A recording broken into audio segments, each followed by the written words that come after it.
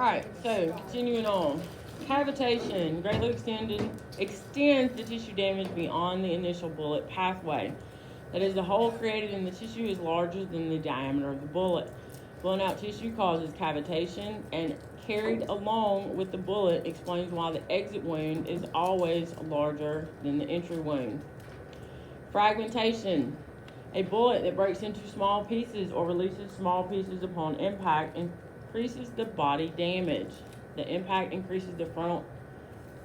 fragments increase the frontal impact area and create greater tissue damage, with injuries spread over larger areas of the body.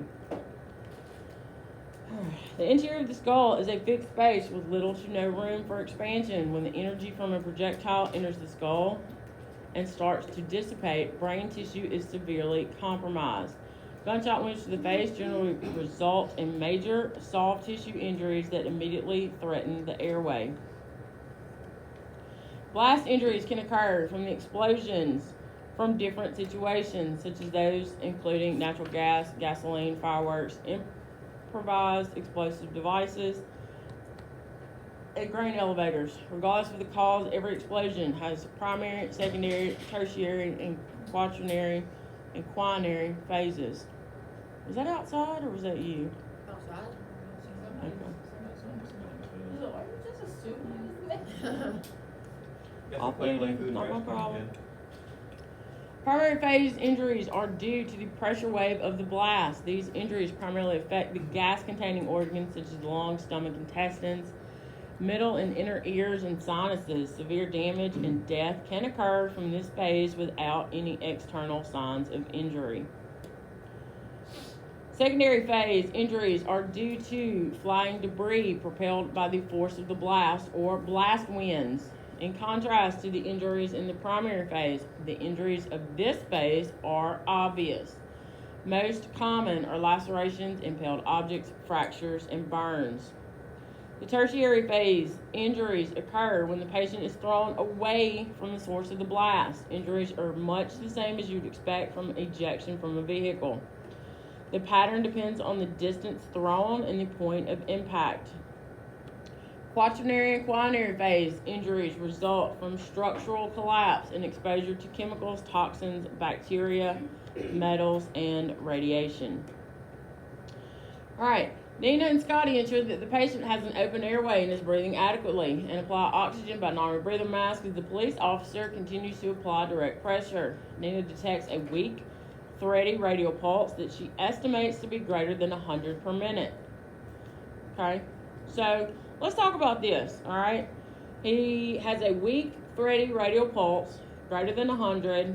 He was cool, clammy, so he's showing signs of what? Shock. Okay. All right, she performs a rapid secondary assessment during which she finds an entry wound to the front of the thigh and an exit wound posteriorly.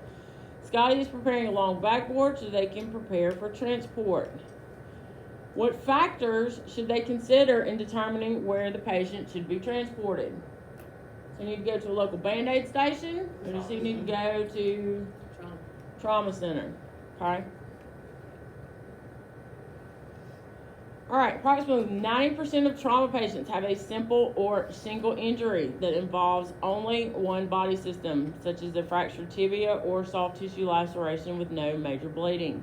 A multi-system trauma patient has multiple injuries or involvement of more than one body system. Your body systems that can be injured with trauma is your central nervous system, pulmonary, cardiovascular, GI, urinary, reproductive, musculoskeletal, and tegumentary. Multiple organ injuries are multiple system trauma, even though they may be part of the same body system, such as the small intestines and the liver.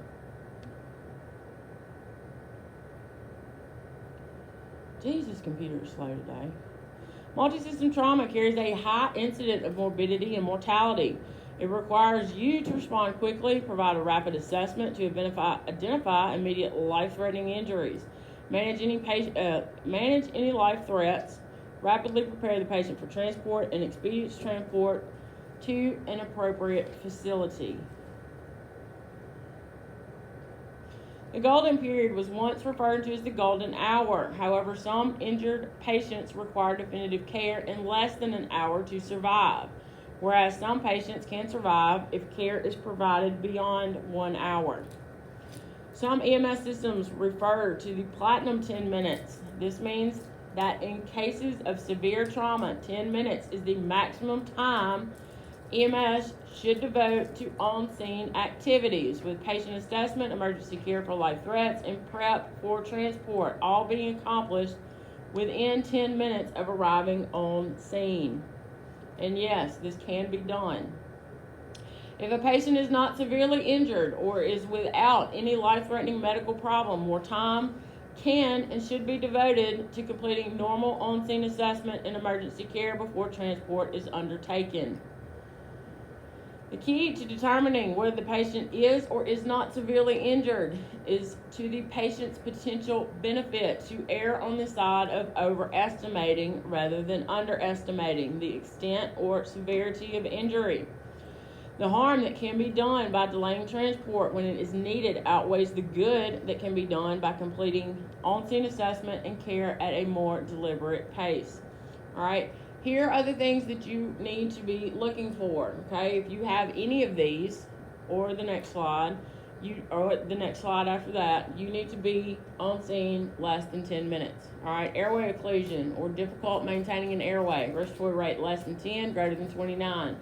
Inadequate tidal volume, hypoxia, respiratory distress, failure, or arrest. Any kind of suspected skull fracture, a flailed chest, suspected pneumothorax, hemothorax, or tension pneumothorax, pelvic fractures, 2 or more proximal long bone fractures, crushed or mangled extremity, uncontrolled external hemorrhage, suspected internal hemorrhage, signs and symptoms of shock, significant external blood loss with controlled hemorrhage, Glasgow Coma Scale of 13 or less, altered mental status, seizure activity, sensory or motor deficits, any penetrating trauma to the head, neck, anterior or posterior chest, abdomen, or above or below the knee. Amputation of an extremity proximal to the finger. Trauma in patients with significant medical history, for example, myocardial infarction, COPD. Y'all are going to be in the other room. CHF.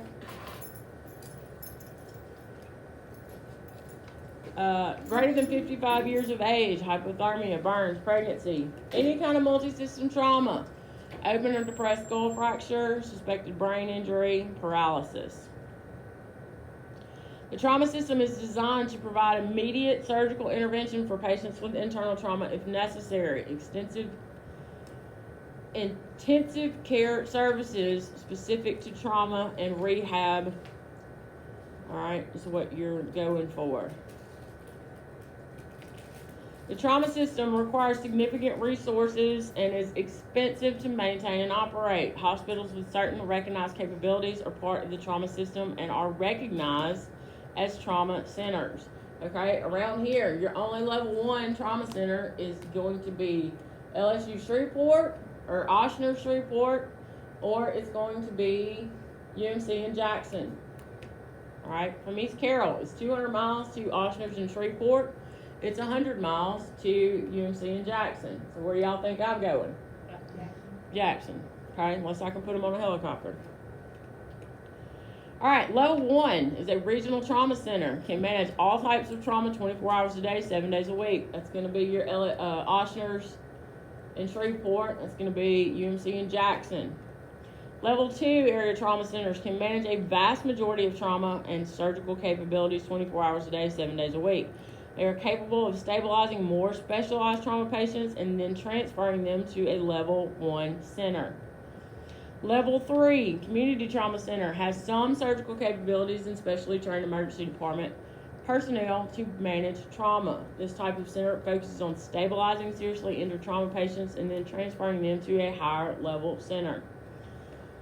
All right, this is going to be Glenwood, St. Francis, those types of places. Then you have level 4. This is your Band-Aid station. Trauma facility is typically a small community hospital in a remote area capable of stabilizing seriously injured trauma patients and then transferring them to a higher level of care. It is crucial that EMS personnel triage patients accurately for transport to an appropriate trauma center. This is the field triage criteria regarding transport of trauma patients to an appropriate trauma facility as developed by the CDC.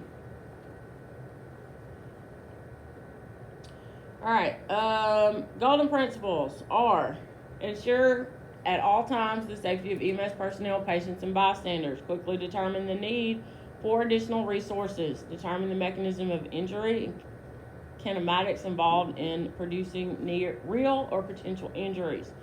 Provide primary assessment to identify and manage immediate life threats. If you do not identify and manage the immediate life threats in the primary assessment on your trauma assessment, you will fail. Okay? Establish and maintain spine motion restriction for patients suspected of having vertebral or spinal injury.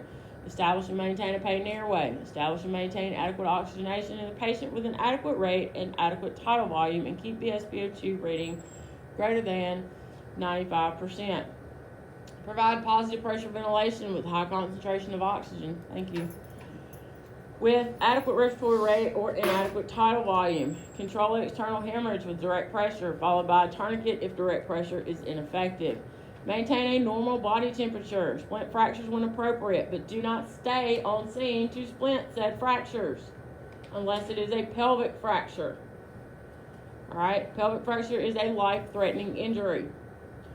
But however, if you are on a backboard, you are considered splinted from the head to the toe. That's why it's called full body spine motion restriction. Ensure spine motion restriction precautions are taken. Transport critically injured or multi-system trauma patients within 10 minutes to the appropriate trauma facility according to the trauma triage criteria. Always follow your local, regional, or state destination protocols. Obtain a history from the patient, relative, or bystanders. Perform a secondary assessment to identify all other life-threatening and non-life-threatening injuries and manage each according to the priority. You must always remain alert for potential scene hazards. These might involve traffic on the roadway, hazardous material, a hostile environment, unsecured crime scene, and sudden changes of patient behavior. Shock from blood loss results in inadequate delivery of oxygen to the cells. This causes the cells to convert from aerobic to anaerobic metabolism, resulting in little energy production. You also get the acid accumulation and eventually cellular dysfunction and death. If a patient is losing a significant amount of blood, the delivery of oxygen and glucose to the cells is impaired because blood carries what? Oxygen. Hemoglobin in the red blood cells is the primary mechanism for oxygen transport. With any type of bleeding, red blood cells and hemoglobin are removed from the vessels, decreasing the oxygen carrying capability of the blood, and this results in shock. There are times when you must deviate from a sequence to provide emergency care for a life threat. As an example, airway always is assessed before circulation in the sequence. However, if you identify a major bleeding, arterial or venous, during your general impression, you must first control the bleeding prior to moving on in the assessment. That's why we do our gross blood sweep, okay? All right, special considerations. The definitive care for many seriously injured trauma patients is surgery. On-scene time should be limited to 10 minutes if possible. Rapid extrication should be used to remove patients from a vehicle.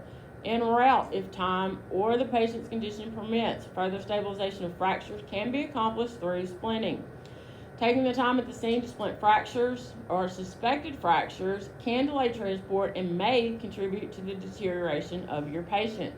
People are not going to die from a fractured extremity, a fractured arm, okay? They will die because you don't control their airway, because you don't control their breathing, all right? An open humerus fracture with a bone protruding from the skin at a 90-degree angle will attract your attention. However, if the patient is alert and screaming in pain, you must assume that they have adequate amount of energy, good perfusion, and an adequate amount of oxygen or glucose delivered to the cells. On the other hand, the patient sitting next to them, who barely nods their head in response to the question, "Are you okay?" likely is lacking energy from inadequate perfusion, okay? These are called distraction injuries.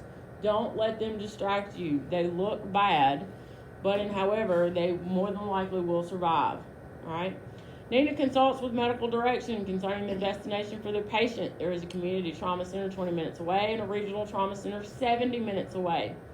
Medical direction advises transport to the community trauma center where the patient will receive initial stabilization. It is likely the patient will be transferred to the regional trauma center for definitive care. Okay? I don't know what their weather and all that was like, but I more than likely would have called for the helicopter. That's just me. All right, any questions about that? What Yes? did you say